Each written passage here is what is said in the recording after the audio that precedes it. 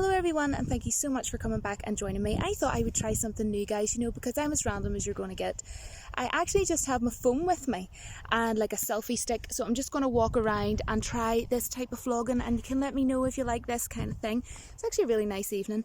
But anyways, we're not talking about the weather. What are we going to talk about tonight, guys? I am here to talk to you all, in case you haven't heard, about movies that I love that are going to be getting rebooted. Now, of course, okay, Fox, sold to the Mouse House, or aka want to have their mittens on absolutely everything in the entire world, the crazy house, and they sold for 71 billion. And Bob Iger, the CEO of Disney, he has now confirmed that, oh my goodness, guys, they are going to be rebooting movies that I'm going to tell you about in a second, and it's going to be on Disney Plus, Disney's streaming service. And the ones that they are going to be rebooting, I'm really annoyed about. I read the article about this earlier today, and this afternoon I was really annoyed about it. Home Alone is the first one. Night at the Museum is the next one. Cheaper by the Dozen is the third one. And I have to look on my notes here, guys. I've actually got pages of notes here with me so I don't forget anything, because I have a memory like a goldfish. It's called Diary of a Wimpy Kid. And they're all going to be rebooted. Now, first and foremost, I haven't a clue what a Diary of a Wimpy Kid is. I didn't go to the bother of researching it, sorry guys. But if you know what it is, you can let me know in the comments below. But first of all, my 2 cents on this, I'm really passionate about the other three. Hugely passionate, have them all on DVD and I've watched them countless amount of times.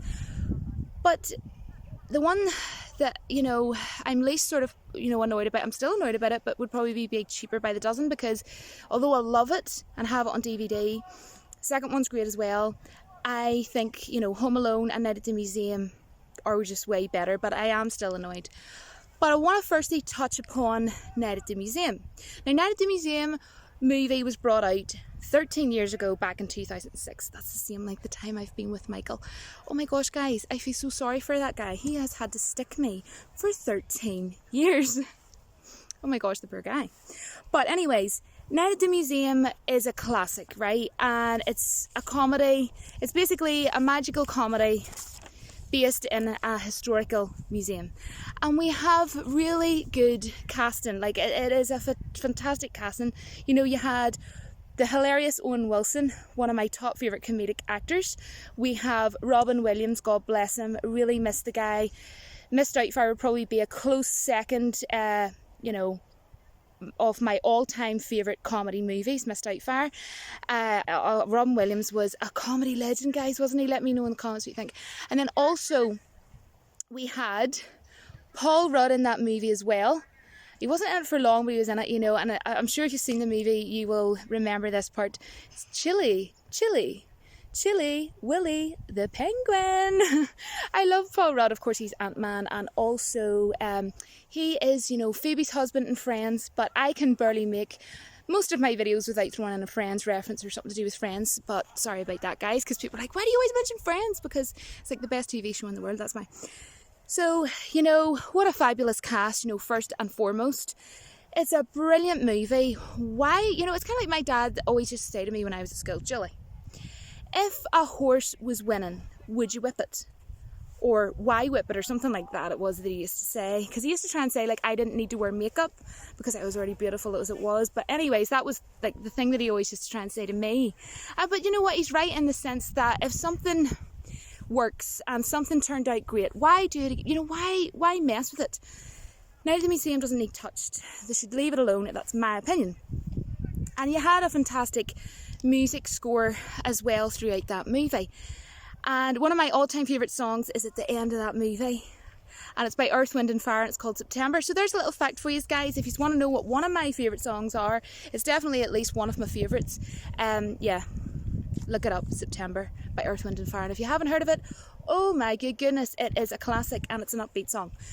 Now, what I will say is, fair enough, people who are like, 15, 18 years of old, 18 years of age, sorry guys, they are not going to have, the same nostalgia as me. I went and seen this in the cinema. when it was out in 2006. So it's nostalgic to me. So I would have a different attachment to it to say someone who maybe has never seen the movie before and they don't really care, or this is the thing why Disney do this, because they want to reimagine it for the younger people, because let's face it was way back in 2006, so they've left a long enough gap so that the younger generation will want to see this being brought out on Disney streaming. And it really annoys me. So the thing is, if they remake this movie, they're not going to get that same fantastic cast. It's very hard to get really good comedic actors, like all of those ones that I mentioned, like Ben Stiller, Owen Wilson, Robin Williams and all that, right? How are they going to do that again in a reimagined version of Night at the Museum? Now, I did like a second one. The third one, I think it was called Secret Tomb or Secret of the Tomb. It wasn't that great, to be honest, but it was still okay. But yeah, that's all I'm going to say about that one. Aside from, that's what I was going to say. Miley Cyrus and Ariana Grande crappy songs will probably be what they'll throw in there, or rap songs or something like that. But anyhow, I'm going to move on to Home Alone. Now, the first thing I want to just get straight out of the way is I'm a massive Star Wars fan.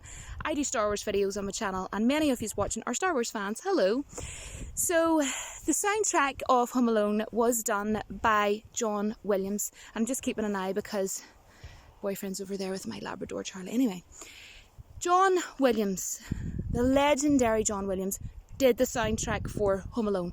And of course, if you're a Star Wars fan watching, you will know, of course, who John Williams is. And what, a breathtaking music that was for the soundtrack. And of course, it's played the whole way through the movie, And